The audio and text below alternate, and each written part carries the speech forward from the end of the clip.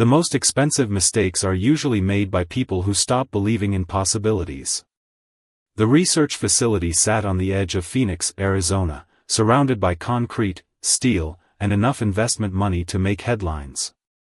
Inside Building 7, engineers moved between testing stations while computer screens displayed performance charts, pressure readings, and endless streams of technical data. Most of the facility focused on one goal: build the next breakthrough engine. Not next year. Not someday. Now. Deadlines were approaching. Investors were asking questions. The board of directors wanted results. And in the far corner of the largest testing bay sat an engine everyone else had already given up on. Dust-covered parts of the metal housing. Several red tags hung from the framework. Failed test. Review closed. No further development. The message was clear. The project was finished. At least that was what everyone believed. Everyone except Mason Walker. 47 years old. Single father. Senior engine specialist. While dozens of engineers worked on approved projects, Mason stood beside the abandoned prototype with a flashlight in one hand and a worn notebook in the other. He moved slowly. Patiently. Studying details most people no longer bothered to notice. To anyone walking past, it looked like wasted effort. The engine had failed multiple evaluations. Performance numbers were disappointing. Development costs had exceeded projections. Company leadership had already shifted resources elsewhere. Yet Mason kept returning. Every day. Every week. Every month. He never argued about it. Never made speeches. Never tried convincing anyone. He simply continued looking. A young engineer passed by carrying a tablet. "You are still working on that thing?" Mason glanced up. Looking at it. The engineer laughed lightly. "Same difference." Mason smiled but said nothing. The younger man continued down the aisle. A few minutes later, Mason opened his notebook and added another observation. Just one line. Nothing dramatic. Then he stepped back and studied the engine again. Across the facility, executives gathered inside a glass conference room overlooking the testing floor. Claire Donovan stood at the head of the table. At 36 years old, she had earned a reputation for making difficult decisions quickly. The company was under pressure. Development costs were climbing. Shareholders expected progress. Every project needed to justify its existence. As reports appeared across large monitors, Claire listened carefully. Most of the discussion focused on active programs. Successful programs. Programs with measurable potential. Then one chart appeared showing resources allocated to discontinued research. Claire frowned. "Why is this still receiving labor hours?" she asked. A manager adjusted his glasses. One of the engineers occasionally continues reviewing historical data. Claire looked at the report. Occasionally? The manager hesitated. More than occasionally. Claire's expression hardened slightly. Who? Down below, completely unaware of the conversation taking place above him, Mason leaned closer to the silent engine. The facility around him buzzed with activity. New projects. New priorities. New ambitions. Yet his attention remained fixed on the machine everyone else considered dead. Because hidden inside pages of forgotten test logs and years of disappointing results was something that refused to make sense. And Mason had spent enough years solving problems to know one simple truth. When the numbers refuse to make sense, it is usually because everyone is looking at the wrong thing. The next morning began with numbers. Numbers filled conference room screens. Numbers filled executive reports. Numbers filled conversations that stretched from one side of the facility to the other. Claire Donovan studied every one of them. Development costs had risen nearly 12% over the previous quarter. Several flagship projects were behind schedule. Investors expected a breakthrough before the end of the fiscal year. The pressure was becoming impossible to ignore. Around the long conference table, department managers presented updates. Some reports were encouraging. Others were not. Claire listened carefully without interrupting. She had built her reputation by making difficult decisions before problems became disasters. That was why the board trusted her. That was why shareholders supported her. And that was why inefficiency frustrated her more than failure. Failure could teach something. Wasted resources could not. As another report appeared on the screen, Claire noticed a familiar line item. Historical Prototype Division. She frowned slightly. Why are labor hours still being reported here? The engineering director glanced at the chart. Minimal activity. Claire continued reading. Minimal activity over 6 months becomes significant activity. No one answered immediately. Finally the director spoke. One senior specialist continues reviewing the abandoned engine program. Claire remembered the name from the previous day. Mason Walker. The director attempted a polite explanation. He believes there may be something worth investigating. Claire leaned back in her chair. The project failed every benchmark. Yes. The review committee closed it. Yes. Funding was terminated. Yes. Silence settled briefly across the room. Claire closed the report. Then why is he still there? No one seemed eager to answer. Meanwhile, several floors below, Mason stood beside the prototype once again. Morning sunlight filtered through high windows and reflected across the metal housing. Most employees ignored the engine completely now. Some no longer remembered why the project had failed. Others simply trusted the conclusions written in old reports. Mason understood their reasoning. The numbers looked terrible. On paper, the project deserved to die. Yet every time he reviewed the testing history, the same question returned. He opened his notebook and flipped through months of observations. Hundreds of entries filled the pages. Small details. Temperature changes. Pressure variations. Fuel responses. Most engineers searched for answers in the failures themselves. Mason kept returning to the moments immediately before failure occurred. That was where the pattern lived. At lunchtime he sat alone near the testing bay reviewing another stack of archived logs. A younger technician approached carrying a sandwich. Still chasing ghosts? Mason smiled. Maybe. The technician laughed. You know nobody believes that thing can work. Mason looked toward the silent engine. I know. Then why keep looking? For a moment Mason considered the question. Then he answered quietly. Because every failure points in the same direction. The technician frowned. Toward what? Mason closed the notebook. That is what I am trying to understand. Later that afternoon, Claire left another executive meeting and decided to walk the facility floor herself. She moved through research areas, testing stations, and development labs. Employees straightened when they saw her approaching. Near the far end of Building 7, she finally spotted the man from the reports. Mason stood beside the abandoned prototype exactly where everyone said he would be. Calm. Focused. Completely absorbed in a project the company had already buried. Claire stopped several yards away and watched for a moment. Then she checked the time.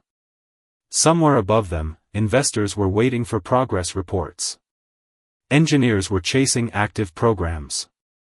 Deadlines continued moving closer. Yet one employee remained fixed on a machine everyone else had left behind. And the more Claire watched, the more convinced she became that a difficult decision was approaching. Claire Donovan returned the following morning with a decision already forming in her mind. The facility opened before sunrise, and by 7 o'clock engineers were moving through hallways carrying laptops, reports, and coffee cups. Deadlines had a way of arriving faster than expected. Every department felt it. Every manager knew it. Claire felt it more than anyone. She stepped onto the testing floor accompanied by 2 senior directors. The conversation centered on budgets, staffing, and upcoming presentations, but her attention drifted toward the far corner of the building. Mason Walker was exactly where she expected him to be. The same abandoned engine. The same notebook. The same quiet concentration. One director followed her gaze and sighed. He has been doing that for months. Claire folded her arms. Has anyone asked him to stop? Several times. And? The director shrugged. He always says he is almost finished understanding something. Claire looked back toward the engine. Understanding what? The director smiled awkwardly. Nobody knows. Later that afternoon, Claire requested a full review of labor allocation. The report arrived before the end of the day. Mason's name appeared repeatedly. Not because he was failing assignments. In fact, his performance reviews were excellent. He solved technical problems quickly. Other teams frequently consulted him. His supervisors respected him. Yet scattered throughout the records were hours connected to a project that officially no longer existed. Claire stared at the numbers. Not large enough to create financial damage.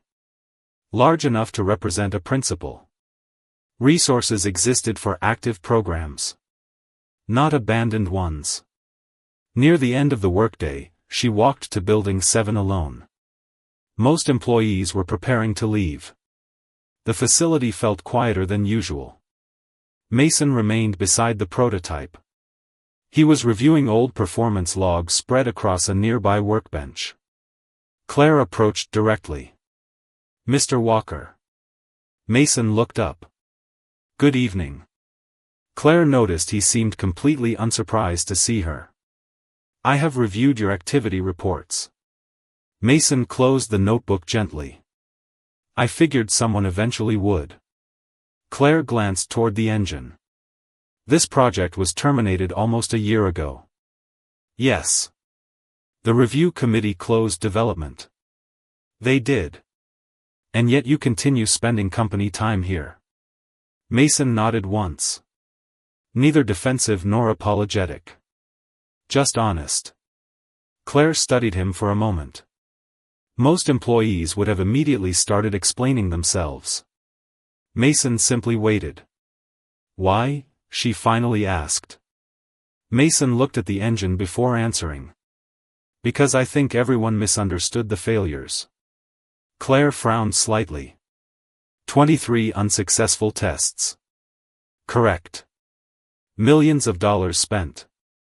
Correct. Independent evaluations agreed the design had no future. Mason nodded again. They did. Claire waited. Mason remained calm. Finally he said, the numbers tell a story. I just do not think they are telling the story everyone believes. The answer irritated her more than she expected. Not because it sounded arrogant. Quite the opposite. It sounded certain. That was the problem. Investors were demanding progress. Engineers were racing against deadlines. Entire teams were focused on programs with measurable outcomes. Meanwhile, one senior specialist continued chasing possibilities hidden inside a dead project. Claire made her decision. Starting tomorrow, your time will be reassigned to approved development programs. Mason said nothing. This project is over. For the first time, something flickered behind his eyes. Not anger. Not frustration. Disappointment. Quiet and controlled. He looked toward the engine once more. Then back at Claire. Understood. Claire turned to leave. Behind her, the silent machine remained exactly where it had always been. Forgotten by almost everyone. Almost everyone except the one man who still believed its most important story had not yet been discovered. The reassignment order became official the next morning. Mason Walker arrived before sunrise as usual, carrying the same worn notebook he had carried for months. The facility was quiet. Most employees had not yet arrived. For a few minutes he stood beside the abandoned prototype and looked at it in silence. Then he opened the notebook and reviewed several pages of observations. Temperature readings. Pressure fluctuations. Small anomalies hidden inside years of failed testing. The pattern was still there. Clear as ever. He closed the notebook and placed it on the workbench. By 8 o'clock, the facility was fully active. Engineers hurried between departments. Managers prepared reports. Deadlines continued approaching. Shortly before noon, Mason received a message requesting his presence in an executive conference room. He already knew what was coming. When he entered, Claire Donovan sat at the far end of the table. 2 department directors were seated nearby. Several documents rested in front of them. The atmosphere felt professional. Formal. Final. Claire motioned toward the chair opposite her. Mason sat down. For a moment nobody spoke. Then Claire opened the meeting. Mr. Walker, we have completed our review. Mason nodded. Claire continued. Your technical performance has consistently met expectations. One director added, in some areas, exceeded expectations. Mason remained silent. Claire looked directly at him. However, repeated allocation of company resources toward a terminated project has created concerns regarding judgment and priorities. The words were carefully chosen. Corporate language. Clean and efficient. Mason understood every one of them. Claire slid a document across the table. Effective immediately, your employment with the company is being terminated. The room became very quiet. One director shifted slightly in his chair. Another looked down at the table. Mason glanced at the document. Then he looked back at Claire. No anger appeared on his face. No argument. No attempt to negotiate. Claire seemed almost surprised by his reaction. Do you have anything you would like to say? She asked. Mason considered the question. For several seconds he simply sat there. Finally he nodded once. Keep the test logs. Claire frowned slightly. Excuse me? The logs from the prototype. Mason's voice remained calm. Do not archive them. One director exchanged a puzzled glance with another. Claire folded her arms. Why? Mason looked toward the conference room window overlooking the distant testing floor. Because the failures are not where everyone thinks they are. Nobody spoke. Claire studied him carefully. You still believe that engine has potential? I believe the data is telling a different story. Claire sighed quietly. The answer sounded exactly like every previous conversation. The decision is final. Mason nodded. I understand. He stood, collected the termination paperwork, and thanked everyone for their time. Thanked them. As though the meeting had been routine. As though losing his position did not matter. Minutes later, employees watched as Mason cleared a small locker near Building 7. A few coworkers approached to shake his hand. Others offered quiet words of support. Mason accepted each gesture politely. Before leaving, he returned one last time to the abandoned prototype. He placed his notebook bes. For the first few days after Mason Walker left, nothing appeared to change. Meetings continued. Deadlines remained the same. Engineers focused on active development programs. From the outside, the company looked exactly as it had before. Claire Donovan considered the matter closed. Difficult decisions were part of leadership. She had made hundreds of them throughout her career. This was simply another one. Then the problem started. A week later, one of the company's primary engine programs failed another performance review. Not a catastrophic failure. Just enough to delay testing schedules. 2 days after that, a separate prototype produced inconsistent results during validation runs. Engineers spent long hours searching for explanations. Answers remained elusive. As pressure increased, Claire noticed something unusual. The same department that once dismissed the abandoned prototype kept returning to old reference materials. Technical teams were reviewing archived data. Historical reports appeared in conversations more frequently. Nobody mentioned Mason directly. Yet his absence seemed to leave an unexpected gap. One afternoon, Claire walked through Building 7 during a progress review. Several engineers stood around a workstation examining charts. Their discussion stopped when she approached. "Problem?" she asked. A senior engineer hesitated. "Not exactly." Claire waited. The engineer pointed toward several test graphs. "We are seeing a pattern." Claire looked at the screen. Numbers filled the display. Pressure curves. Thermal behavior. Performance metrics. None of it meant much without context. "And?" she asked. The engineer frowned. "We have seen something similar before." Claire glanced at him. "Where?" The engineer exchanged a look with a colleague. Neither answered immediately. Finally one of them spoke. "The discontinued prototype." Claire remained silent. The room grew uncomfortable. Nobody wanted to continue the conversation. Yet nobody denied it either. Later that evening, after most employees had gone home, one of the younger engineers entered the abandoned testing area. The prototype remained exactly where it had been left. Dust had already begun collecting across parts of the housing. Nearby sat the notebook Mason had intentionally left behind. The engineer stared at it for a moment before opening the cover. Inside were hundreds of observations. No dramatic conclusions. No bold claims. Just years of careful thinking. Questions. Patterns. Comparisons. Small details connected across dozens of failed tests. The engineer continued reading long after sunset. The next morning, several additional engineers joined him. Word spread quietly. Not through official channels.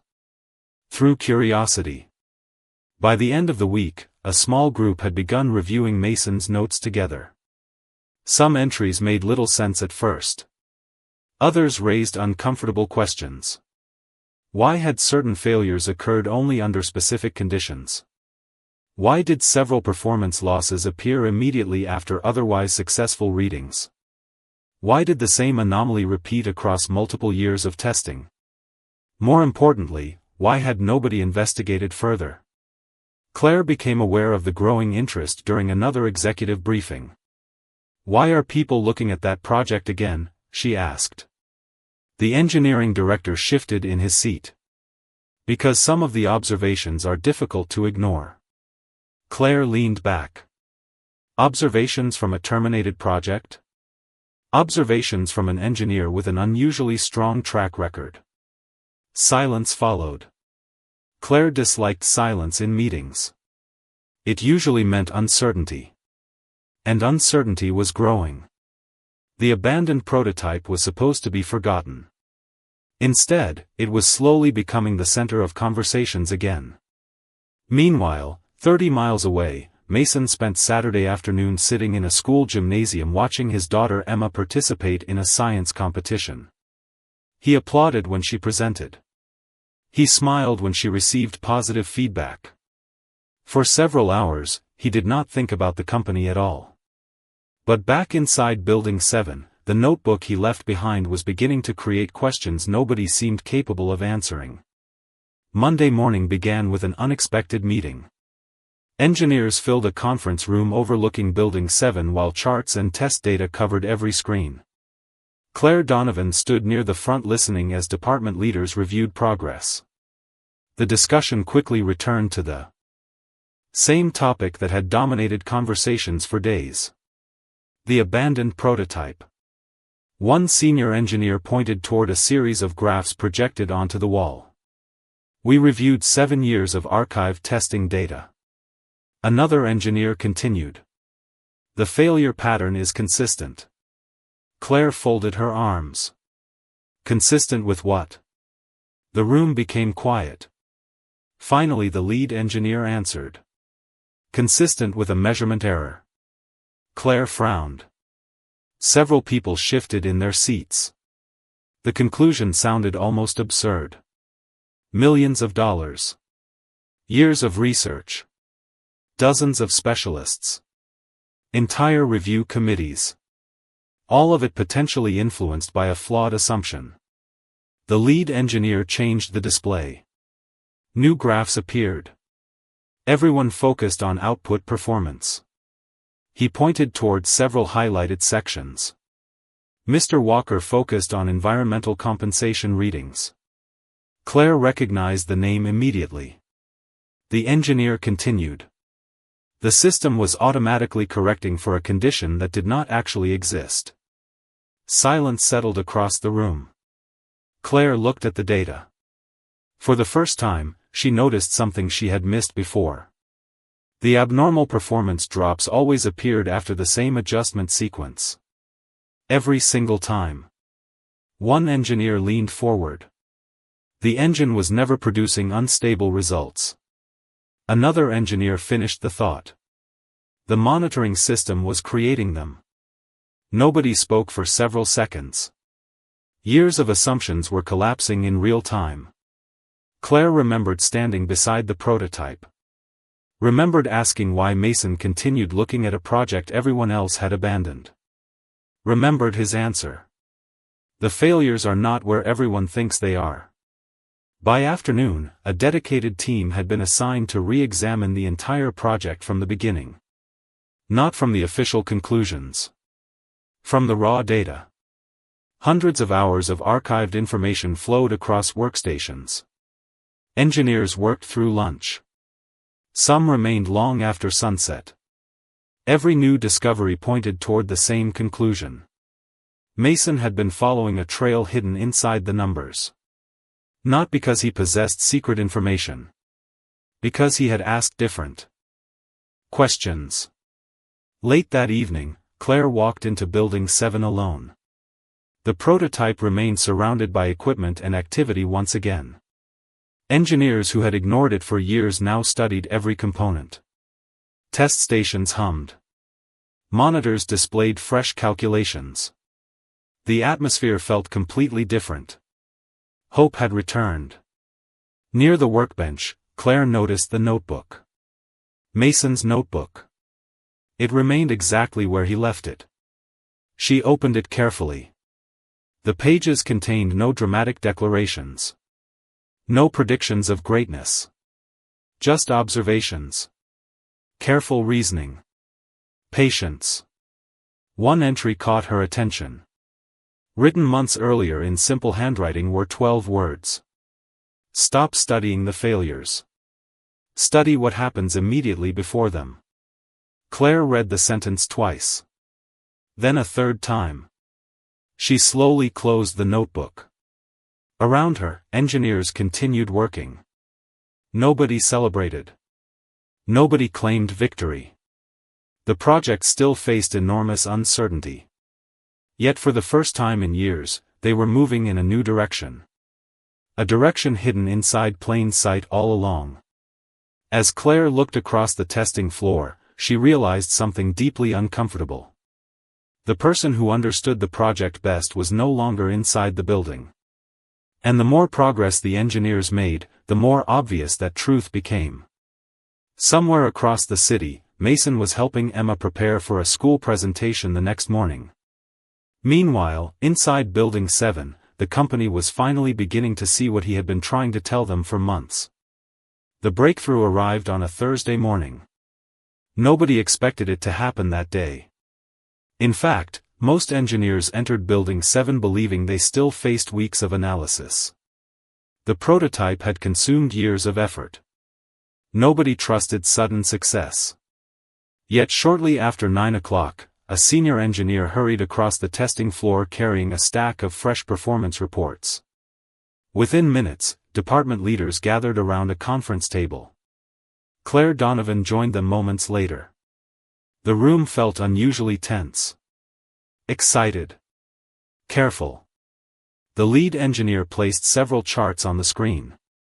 We completed the revised validation sequence.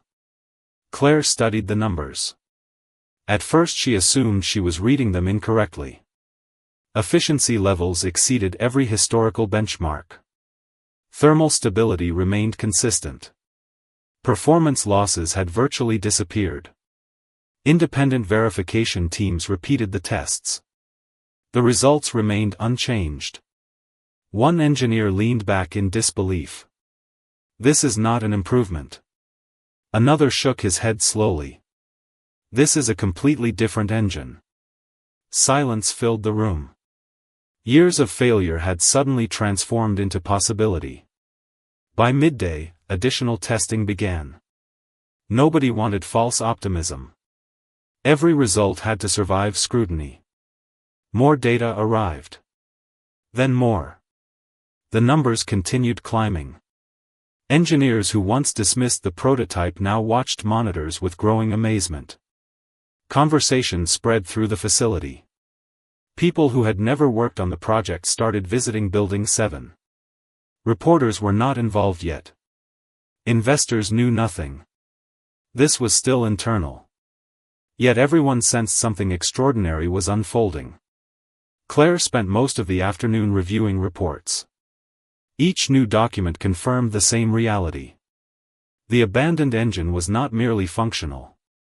It was exceptional. Near sunset, final verification results arrived. The room fell silent as the lead engineer displayed the numbers. Several long-standing company records had been surpassed. Efficiency records. Endurance records. Performance records.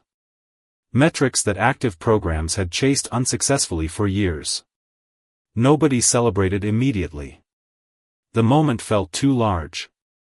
Too unexpected. Finally one engineer spoke softly. He saw it. Another nodded. Nobody needed clarification. Everyone knew who he meant. Claire looked through the conference room glass toward Building 7. For a moment she remembered the afternoon she stood beside the prototype and questioned Mason's judgment. She remembered the termination meeting. She remembered his final request. Keep the test logs. A strange feeling settled over her. Not embarrassment. Something deeper. Respect mixed with regret. Because the achievement belonged to the company. The patents belonged to the company. The engine sat inside a company facility. Yet everyone in the room understood the truth. The breakthrough began long before today. It began with one man refusing to ignore a question nobody else wanted to ask. Later that evening, engineers gathered around the prototype. Some took photographs. Others simply stood there looking at it. The atmosphere felt almost surreal. Across the city, Mason Walker was sitting at a small dining table helping Emma finish a school assignment. Math worksheets covered part of the table. A half-finished science project occupied another corner. Emma looked up from her work. Did you ever figure out the problem you were working on? Mason smiled faintly. Maybe. Emma grinned. That means yes. Mason laughed quietly. Outside, the Arizona sky darkened as another ordinary evening settled over their home.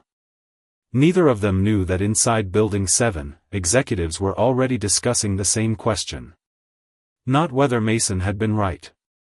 The data had answered that. The real question now was what happened next. The news remained confidential for less than 48 hours. Inside the company, excitement spread too quickly to contain. Engineers discussed the results during meetings. Department leaders shared updated performance reports. By the following week, investors had been briefed. Their reaction was immediate. Questions arrived from every direction. How had the breakthrough happened? Why had the project been abandoned? What made the new results possible?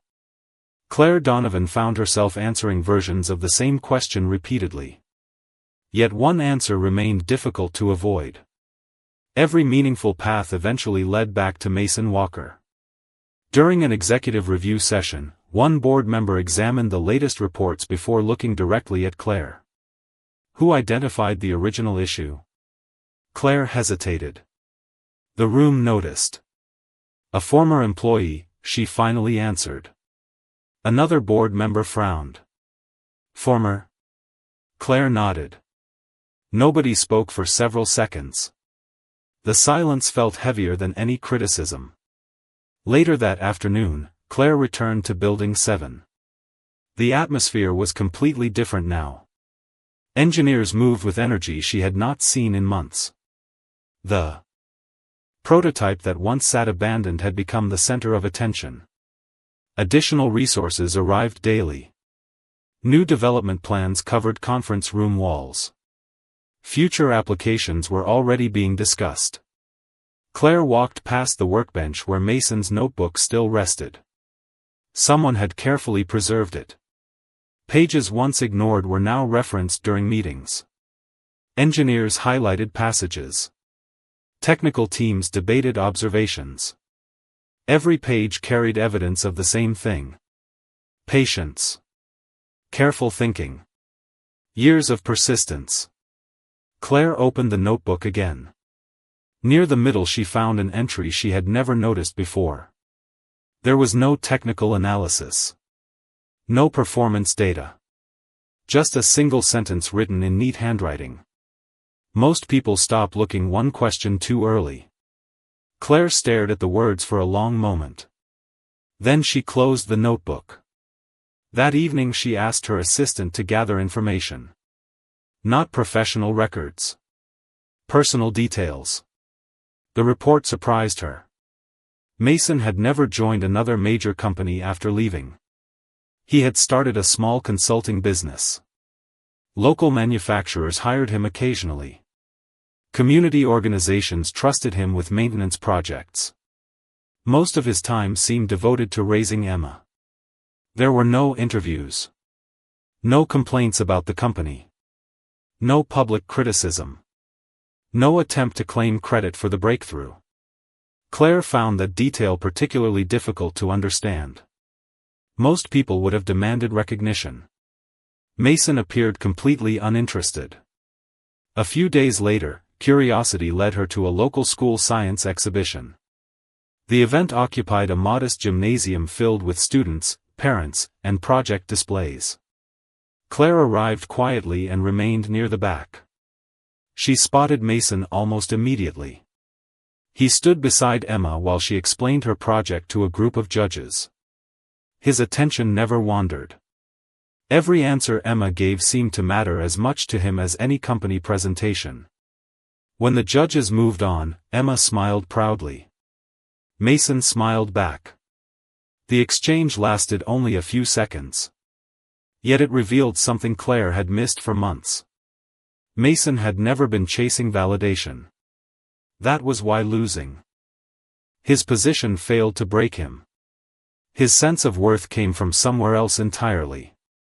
As the event continued, Emma received positive feedback from several teachers.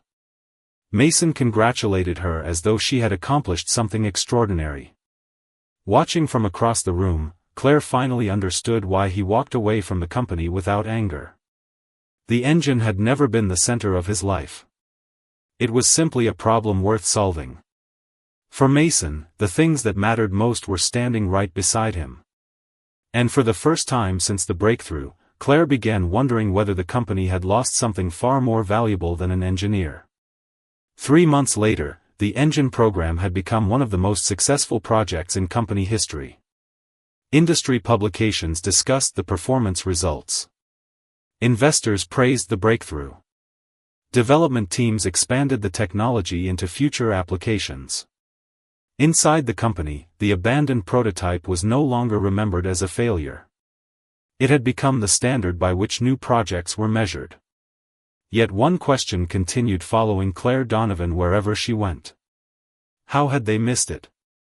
Every report eventually led back to the same answer. They stopped looking too soon.